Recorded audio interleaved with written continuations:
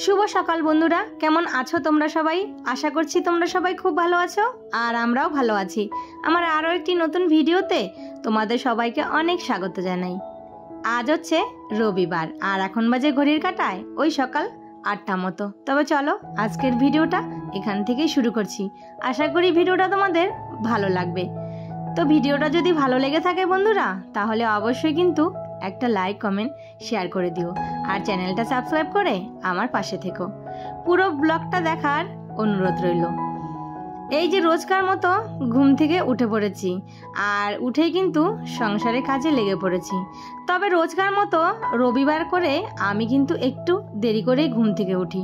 সেটা কিন্তু তোমরা যারা আমার ডেলি ব্লগ দেখো তারা কিন্তু অবশ্যই জানো যে আমি সপ্তাহে একটা দিন, সেটা হচ্ছে রবিবার, একটু দেরি করে ঘুম থেকে উঠি। আর সেটা নিয়ে কিন্তু আমার হাজবেন্ডও আমাকে কিছু বলে না। তার কারণ সে জানে যে সোমবার থেকে ওই শনিবার অবধি রোজই কিন্তু সেই ভোরবেলা না হয় সকালবেলা ঘুম থেকে উঠে সংসার কাজ আমাকে একাই করতে হয়। আর সবার তো ছুটি থাকে, তা বলে কি আমাদের হাউসওয়াইফদের কোনো দিনও ছুটি থাকে? থাকে না। কিন্তু এই একটা দিন নিজেকে ছুটি না দিতে পারি, একটু দেরি করে না হয় ঘুম থেকে উঠলাম, এই জন্য কিন্তু আমার হাজবেন্ডও আমাকে কিছু বলে না।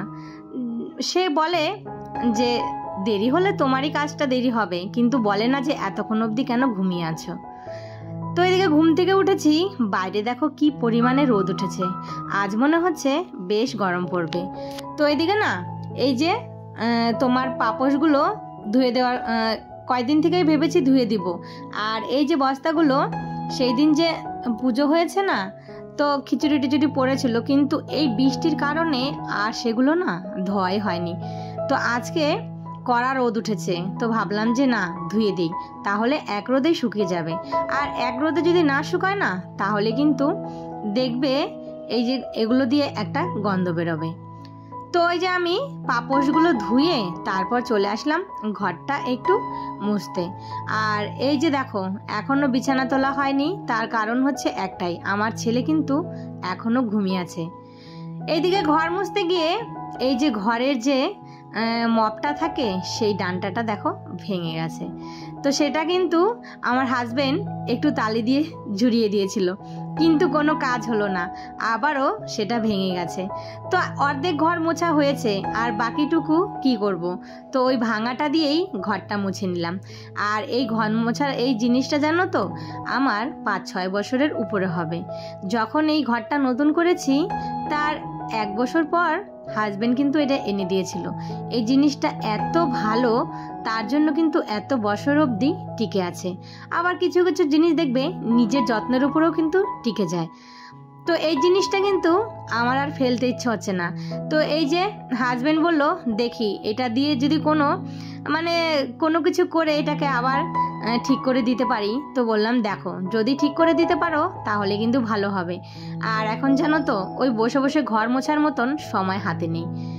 তো এইদিকে না চান টান করে তারপরে পুজো টুজো দিয়ে সোজা চলে আসলাম রান্নাঘরে।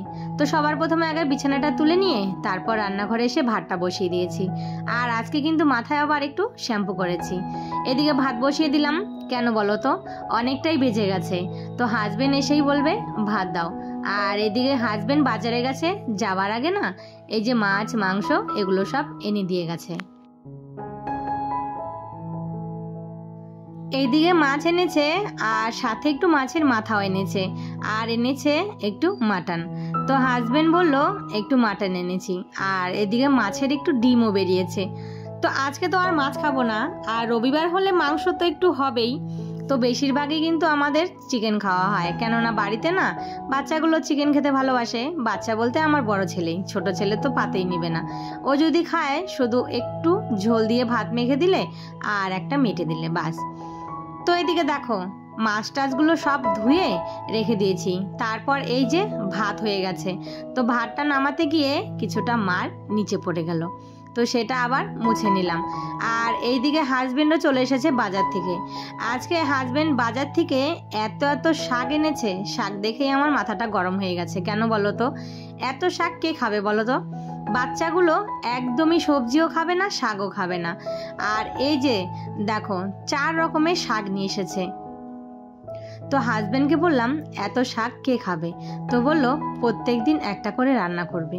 আর শাক তোমার 1 দিন 2 দিন 3 দিনের মাথায় তো অবশ্যই এগুলো নষ্ট হয়ে যাবে। তো হাজব্যান্ডকে বললাম, বললো তুমি শাক খেতে ভালোবাসো, তার জন্য শাক নিয়ে এসেছি।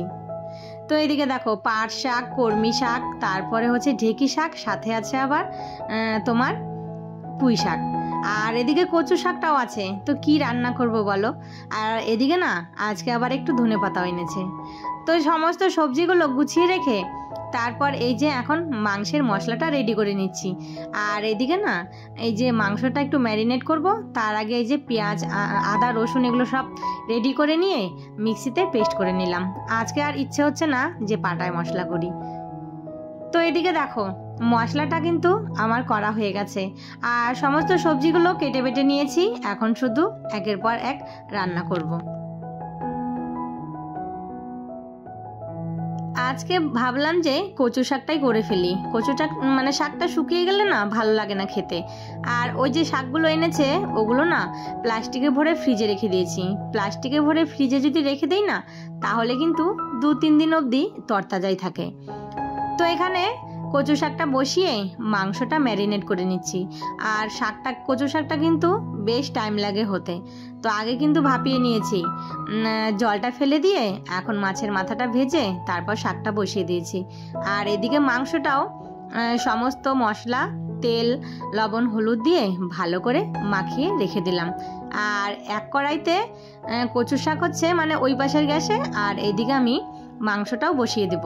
তো মাংস করার আগে মাংসের আলুটা একটু ভেজে নিচ্ছি। আজকে কিন্তু বেশ ভালো রোদ উঠেছে জানো তো। এই গরমের মধ্যে একদমই রান্নাঘরে থাকা যাচ্ছে না, কিন্তু উপায় নেই। আমাদের রান্নাঘর ছাড়া আর কোনো জায়গায় নেই, মানে আমাদের এই বউদের রান্নাঘরে কিন্তু আমাদের পুরো অর্ধেকটা বেলা কেটে যায়। তো এদিকে মাংসটা, কচু শাকটা হয়ে গেছে, তো সেটা নামিয়ে নিয়ে তারপর মাংসটা বসিয়ে দিয়েছি। আর এইদিকে কাঁচা লঙ্কাটা এনেছে, আর কাঁচা লঙ্কা যা দাম হয়েছে, তো কাঁচা লঙ্কাগুলো ভালো করে বোটাগুলো ছাড়িয়ে তারপর এগুলো ধুয়ে একটু জল ঝরা মানে একটু শুকনো হবে, তারপর সেটা কিন্তু আমি কন্টেনারে ভরে ফ্রিজে রেখে দেব। এইভাবে কিন্তু তোমার লঙ্কাগুলো কিন্তু বেশ ভালো থাকে।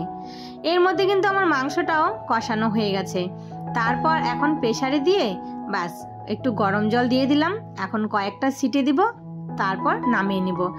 আর সাথে কিন্তু ওই যে ভেজে রাখা আলুগুলো সেগুলো কিন্তু মাংসের মধ্যে এই যে এখন দিয়ে দিলাম।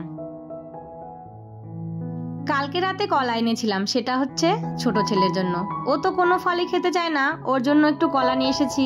কলাটা হলো একটু জোর জবরদস্তি করে খাওয়ানো যায়। তারপর জানো তো আমার মা, মানে আমার বাবার বাড়ি থেকে আমার মা পাঠিয়ে দিয়েছে পুকুরের জ্যান্ত তোমার হচ্ছে তেলাপিয়া মাছ, আর সাথে লেবু পাঠিয়েছে। লেবুগুলো হচ্ছে গন্ধরাজ লেবু, এত সুন্দর সেন্ট, যেই বের করেছি অমনি গন্ধে একদম ভরে গেছে। যাই হোক, লেবু দিয়ে আজকে মাংস দিয়ে খাওয়া হবে। আর এই যে দেখো পুকুর থেকে জ্যান্ত তেলাপুয়া মাছ ধরে মা পাঠিয়ে দিয়েছে আমার জন্য। মাকে বলেছিলাম আমার জন্য তেলাপুয়া মাছ পাঠিয়ে দিবে, তো মা দেখো বাড়ি গিয়ে তেলাপিয়া মাছ মানে ছিপ দিয়ে ধরেছে, সেই মাছগুলো সুন্দর করে কেটে ধুয়ে তারপর পাঠিয়ে দিয়েছে। তো এইদিকে না আমাদের বাড়িতে পুকুরে না প্রচুর মাছ আছে। সারা বছরই আমার মা পুকুরে কিন্তু মাছ ছেড়ে রাখে, আর যখনই যাই কিন্তু মাছ নিয়ে আসি। আর মা যখনই মাছ তুলে না বড় মাছ আমাদের জন্য পাঠিয়ে দেয়। তো এদিকে সমস্ত রান্নাঘরের কাজ বাজ সেরে চলে আসলাম ছাদে। এইদিকে কিন্তু বিকেল হয়ে গেছে, জামা কাপড়গুলো শুকিয়ে গেছে, তো সবকিছু এখন তুলে নিয়ে যাচ্ছি। তো চলো বন্ধুরা, আজকের ভিডিওটা এখানেই শেষ করি, আবারও দেখা হবে।